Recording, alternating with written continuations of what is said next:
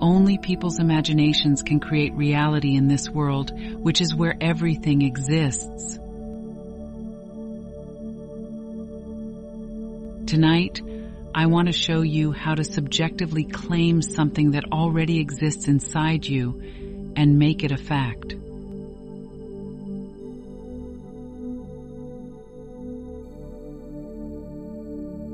Because your imagination comes true in your life is nothing more than a picture of what you do in your mind. It won't happen just because I say I'm going to be rich.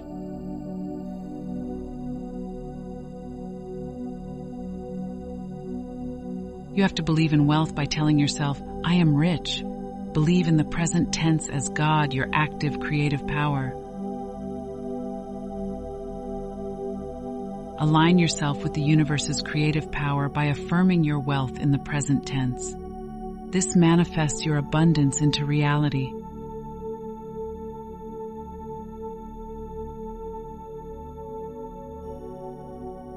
Trust in your ability to create wealth and abundance, as your reality will reflect your mindset. Trust in the power of your thoughts and beliefs as they shape your life. Remember, God cannot say whether you will be rich or not.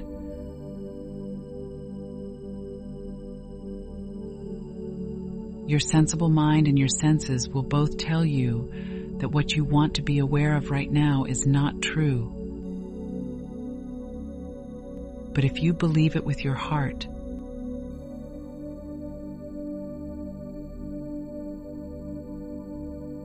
your inner activity will become real in the outside world, which is just your imagined activity made real.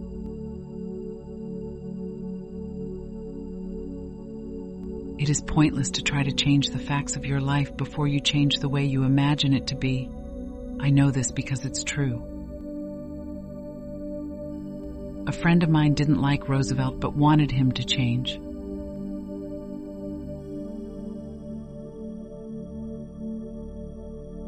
While Roosevelt shaved each morning, my friend would scold him.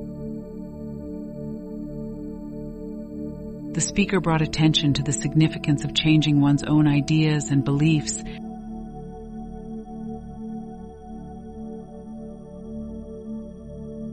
in order to impact the world by questioning Roosevelt's lack of change. To make one's dreams a reality, one must do more than simply wish for it to happen. If we want to make a difference in the world, we must first change ourselves, which means changing our thoughts and beliefs.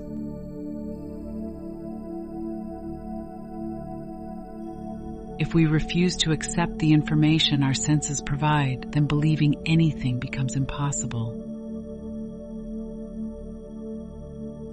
Because imagination can make anything possible, and believing in what you imagine will make it real.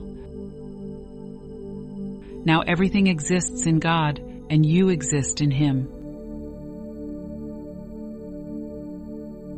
Believing in the power of imagination and manifesting your vision is crucial for creating change.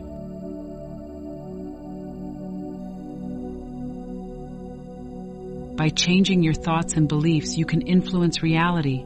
Aligning with positivity and possibility can make desires a reality. The human mind, a constant body, is God, and everything is contained in your imagination, making it a real body. When you think about it, the thing itself comes from that divine body. The story of Jesus and Jehovah is a wonderful puzzle that you can't solve until you realize that He is your own wonderful imagination. People say that God talks to people in their dreams and shows Himself to them in visions. Vision is a dream that happens while you are awake, like this room. Dreams happen when you are not fully awake. This dream was mine a few years ago. Somehow my spirit took me to one of the first mansions built on Fifth Avenue in New York City around 1900. the narrator entered a room with 3 generations of people discussing their grandfather's secret. The details faded away, leaving the narrator with a sense of mystery and curiosity. The atmosphere felt familiar and otherworldly, evoking a sense of wonder and appreciation for the mind's ability to create vivid dreams. The grandfather would say these things when standing on an empty lot. "I remember when this lot was empty." After, he would write down what he planned to build there. As he talked, he had a clear picture of it in his mind. The old man shared a story about his grandfather's ability to manifest his visions into reality, inspiring the family members. The story highlighted the power of belief and visualization in creating desired lives. The dream felt real, as if witnessing a magical moment in time, set up in due time. He lived his life that way, objectively realizing what he had first said he believed. I'm telling you, everything in your outside world was subjectively taken over first. It doesn't matter to me. Desire can be your empty space. Think about the times when what you have now was just a wish. Now let me say, I remember when I gave a talk at the Los Angeles Women's Club. I mean to say that I am no longer there and am now where I want to be. Thoughts of when you were poor. The speaker acknowledges the transition from poverty to comfort, highlighting the strength and perseverance of the individual. They emphasize the importance of remembering their journey and the progress made.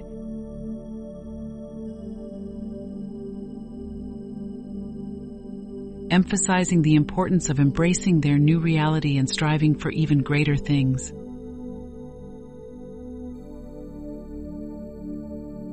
They also mention the importance of being known and treated well, a sentiment that is now universally accepted.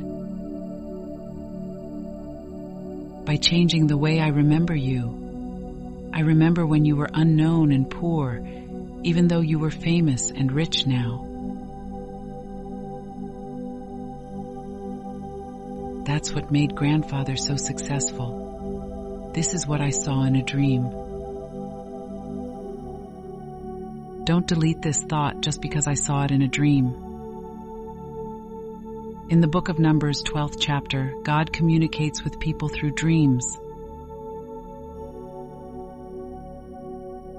suggesting that dreams may be messages from a higher power, reminding us of our past and encouraging humility and gratitude. These dreams guide us in our present perceptions and reveal our true selves. If God shows himself to you in a vision,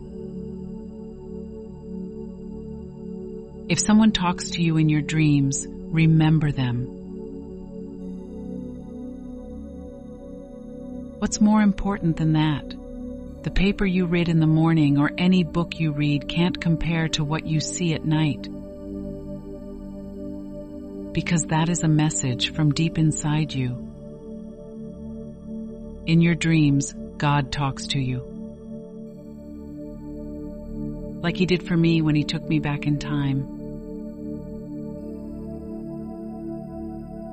To that beautiful mansion with lots of staff at the turn of the century. Anyone there couldn't see me because I was a spirit, but I could hear better than they could,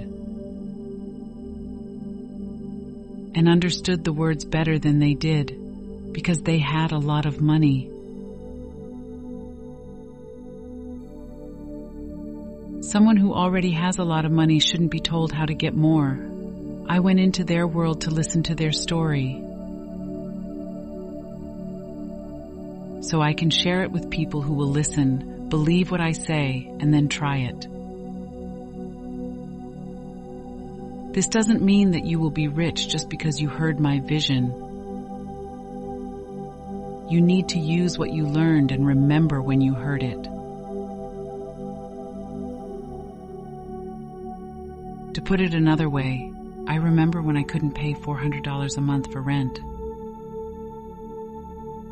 You're implying that you can certainly pay for it now. The phrase, "I remember when it was hard to live on my monthly income," makes it sound like you've gotten past that problem.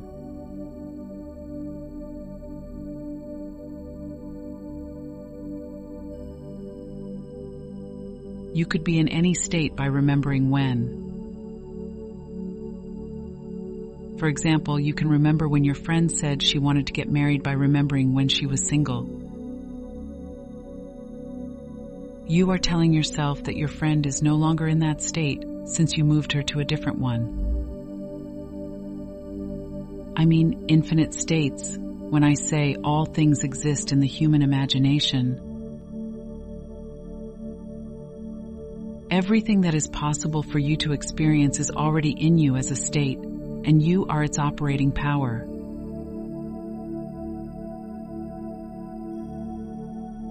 You are the only one who can bring a state to life. To make something out, picture itself in your world, you have to go into a state and give it life. Then you might go back to sleep and believe that the objective fact is more real than the subjective state you are in. But I'd like to tell you that all states exist in our minds. When you enter a state subjectively,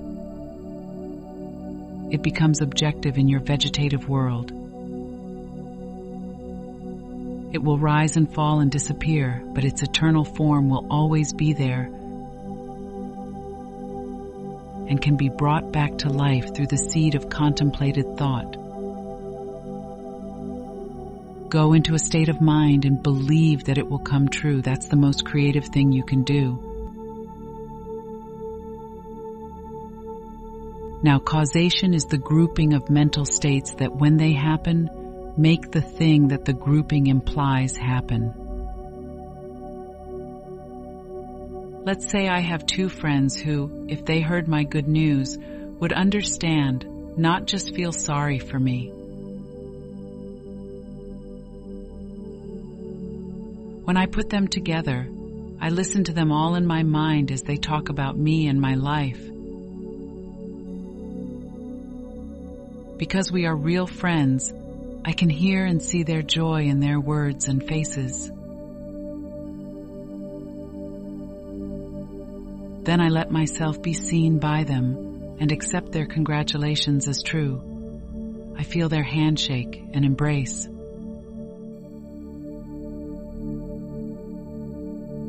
Now I've put together a mental state that, when it happened, created what the assemblage meant. So I am the cause of it. As I walk along, I reflect on my actions leading to a moment of celebration, acknowledging my role in creating joy. I am grateful for the support and love of my friends who helped me achieve this success. As I continue to walk, I recall my imagined act and say, "I did it," remembering my made-up act. If I did it, then didn't God do it? Yes, because I am God and God is me. You still think there is someone else out there, right? Or you're going to believe the great confession of faith that I want you to accept? This is the great Shema. Listen up, Israel. This is the Lord our God. The Lord is one. And if I am God and God is me, then I am one with all of creation. The speaker emphasizes the unity of all beings and the existence of a single Lord, stating that separation is an illusion and that everything is connected and divine, highlighting the power of understanding this unity.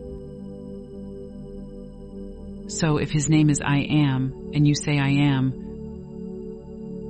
then you must be the same as the Lord who made the world. Pay attention to these. Because we have faith, we are aware that God's Word created the world. Things that we see were made from things that don't stand out.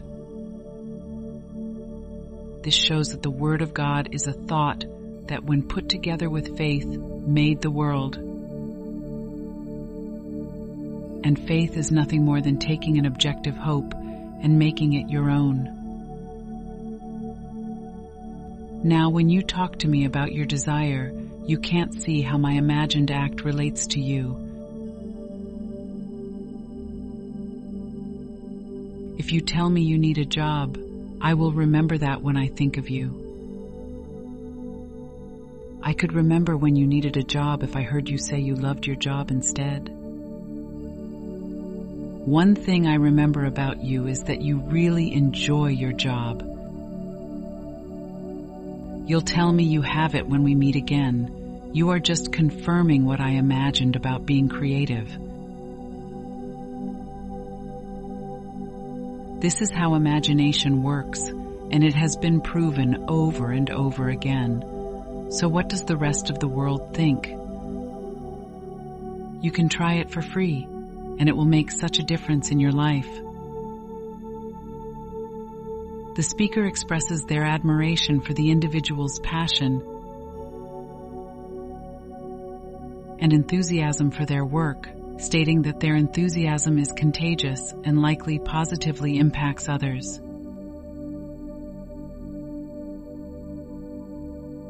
They eagerly anticipate learning more about their career despite their belief that it may differ from their perception of God.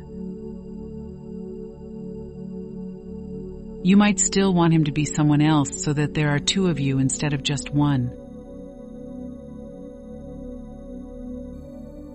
That's fine if you do, but I tell you, God became you so that you wouldn't have been. God, He became you so that you could become God. God's name must be in you if He became you. The speaker emphasizes the importance of understanding God's presence within us to gain a deeper understanding of ourselves and the world.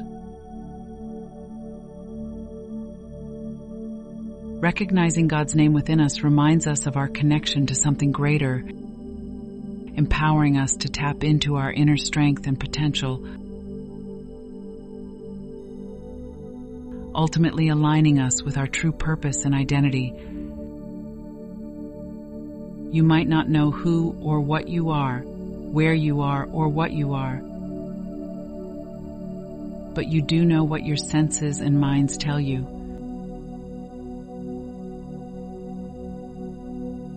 You might feel like you have limits, are not wanted, are ignored, or are being treated badly.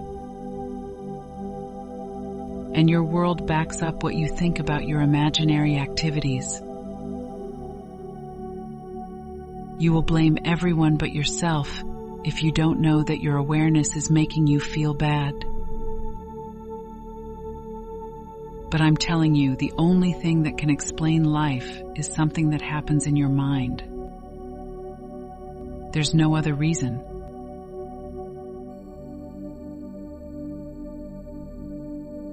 In the event that you believe the horrible things you read or see on TV about the world, those terrible things will keep happening. You will buy things you don't need because you think there is a shortage. Blindly giving in to the pressure to keep doing an imagined activity that scares you. You are told over and over again in the Bible not to let your heart be troubled. Do not be scared or afraid. Your thoughts and beliefs significantly influence your reality, and fear can manifest in your life. To maintain inner peace and happiness, stay positive. Focus on the good and trust in yourself and the universe. Eliminating fear would eliminate the need for psychologists and psychiatrists. The author emphasizes that the world is in your mind, and you can achieve anything. by focusing on your desires and letting go of fear and doubt. With faith and determination, you can create the life you dream of. Trusting in yourself and the universe to guide you towards your goals. Then make an image that fits that need. Would your friends talk about it? Picture them with you right now, talking about your fulfilled desire. You might be at a dinner or cocktail party that's just for you. It could also be a small get-together over tea. Picture a scene in your mind and believe it's real. The objective state you want will happen in that invisible state. For all objective reality comes from our imaginations alone. The clothes you're wearing now were first thought of. You are sitting in a chair, and the room is all around you.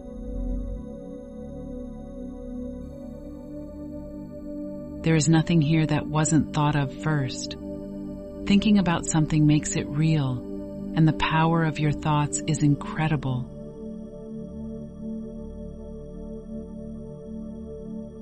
Imagine the life, happiness, and success you want, and believe in the power of your thoughts. They can shape your reality in ways you never thought possible. Trust in the process and watch as your dreams manifest into existence, as there's no fairy tale.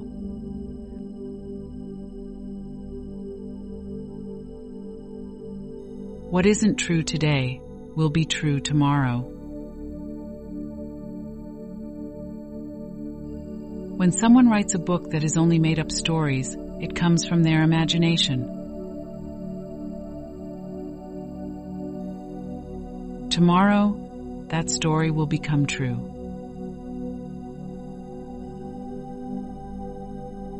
You could find today's facts if you remember them well or have a good way to do research.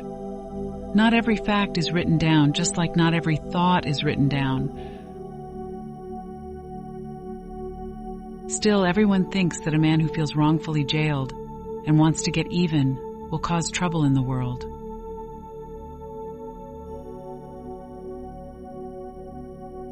All things mix because they are divinely connected to each other.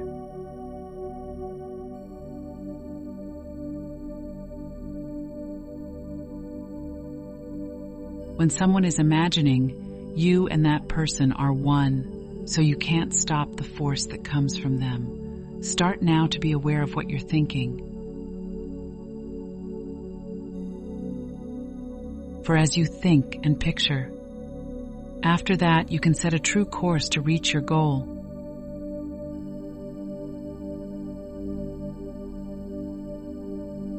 Other people can and will move you, but not if you lose sight of that goal.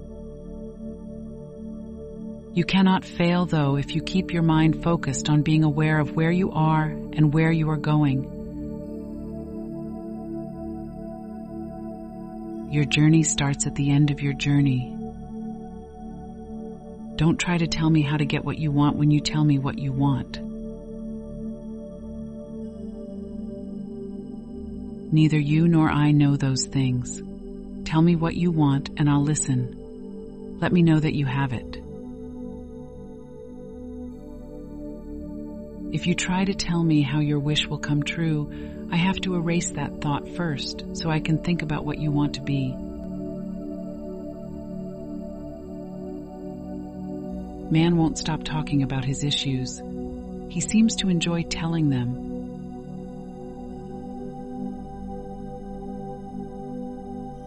And he can't believe that all he needs to do is be clear about what he wants. If you think that your imagination makes things happen, you will quickly learn that dwelling on your problems only makes them worse, so you will never do that again.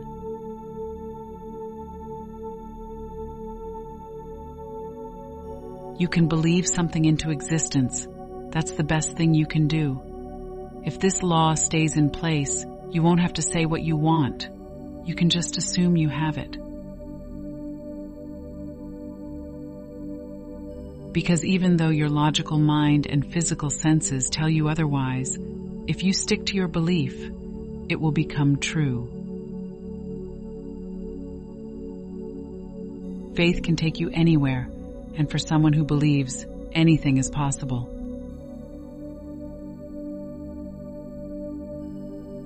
Faith is a powerful force that can shape our reality, regardless of our abilities. It allows us to believe in our dreams and desires, allowing us to achieve our goals.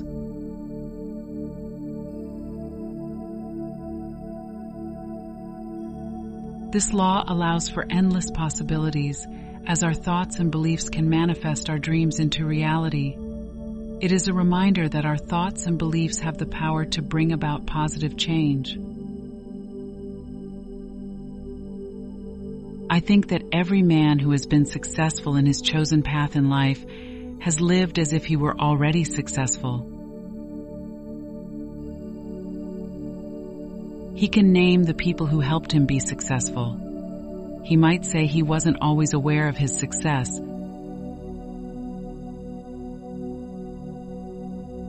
but the fact that he was aware made people want to help him. You're a wonderful creator, and when you believe your desire comes true, you use that power. The very first psalm says, "Blessed is the person who finds pleasure in the Lord's law."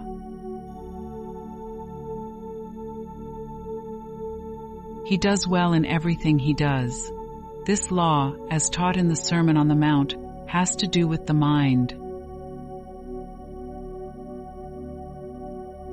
You've heard that saying before, "Thou shalt not commit adultery." I tell you, though, that anyone who lusts after a woman has already cheated on her in their heart. In this case, we learn that controlling the urge from the outside is not enough.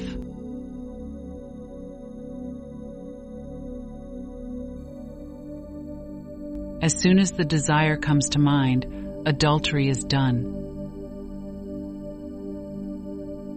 If you know what you want, you can work toward it, because the act was done while the wanting was going on. Now we need to add faith, because you can't please God without faith.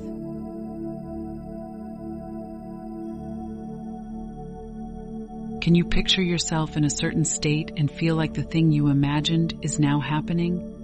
Faith is crucial for manifesting desires and aligning thoughts and actions towards achieving goals.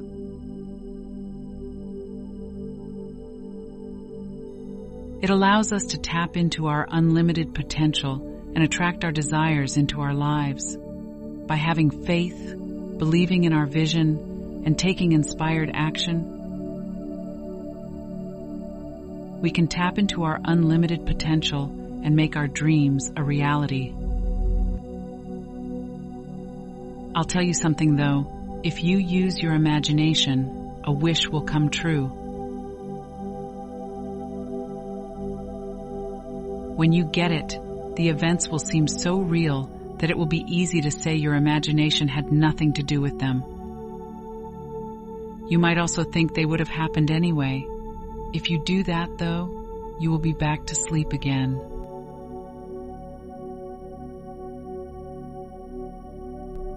To begin, most of us don't even see our own harvest when it's right in front of us.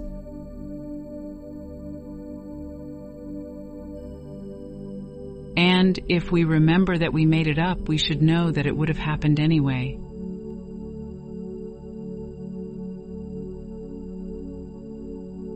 Your mind will remind you that you met a man at a cocktail party who was interested in making money. It was rather by accident. As soon as he heard your idea, he sent you to talk to his friend. In the end, it was bound to happen. After that, breaking the law becomes obvious. Blessings and success in all endeavors follow a heart that loves the Lord's law.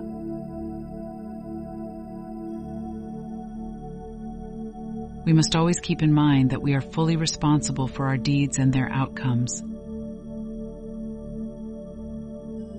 Honesty and following the rules can lead to success and happiness. Keep the law in mind and use it wisely in Caesar's world. Keep in mind that utilizing it does not confer righteousness.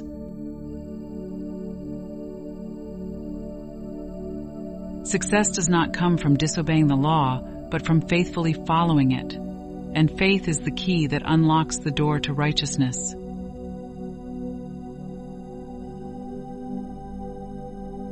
Being faithful and law-abiding is of the utmost importance in Caesar's world.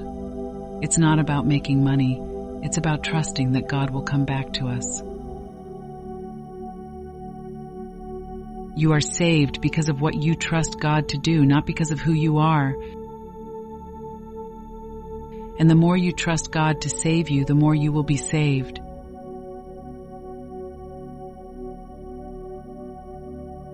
But He gave us a psychological law that can help us handle the bad things that happen in life. As the saying goes, you shall reap what you sow. Like breeds like, which means that what you think about will happen in your life. If you know what you want, imagine how you would feel if you had it.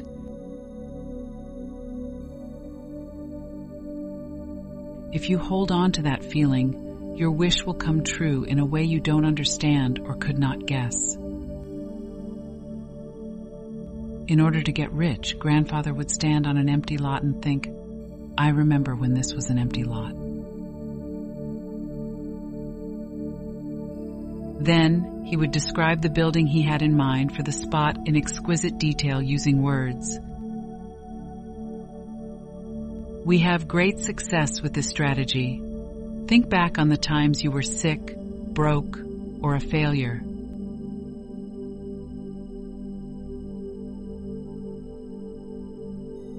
Picture yourself now as prosperous, healthy, and flourishing.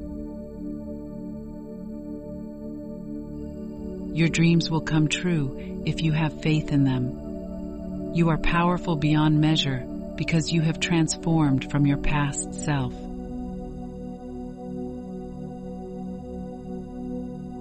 If you follow the law, it will lead you to success in the way that you think of it. From my point of view, success means keeping the promise. Success involves never giving up on dreams, pushing past limitations, and striving for personal growth and fulfillment. It's not just about material wealth, it's about remembering your beginnings and progress. The law doesn't guarantee success, but through faith, the promise comes true. Do you stay true to your faith? Check yourself to see if you are. I told you a story that will never end.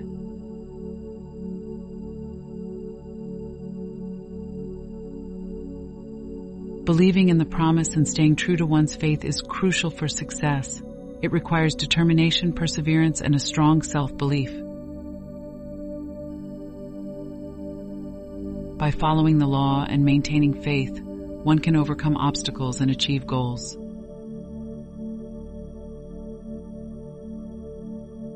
Success is not just about reaching the destination, but also about personal growth.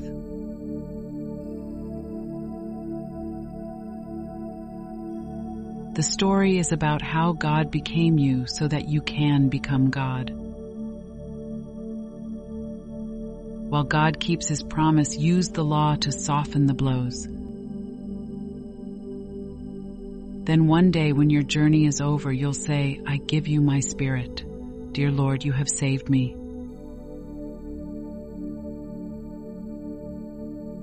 God of trust, that's what they cried out on the cross.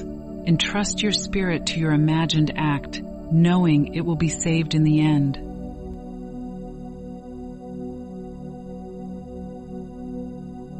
With unwavering faith in God and trust in His plan, you can navigate challenges and emerge stronger.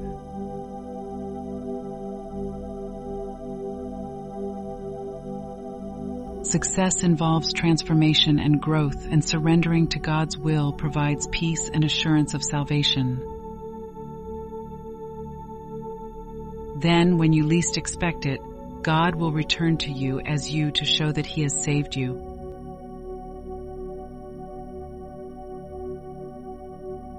Then you will not be born of blood, the flesh, or people, but of God. You will be reborn as a child of God, filled with His grace and love,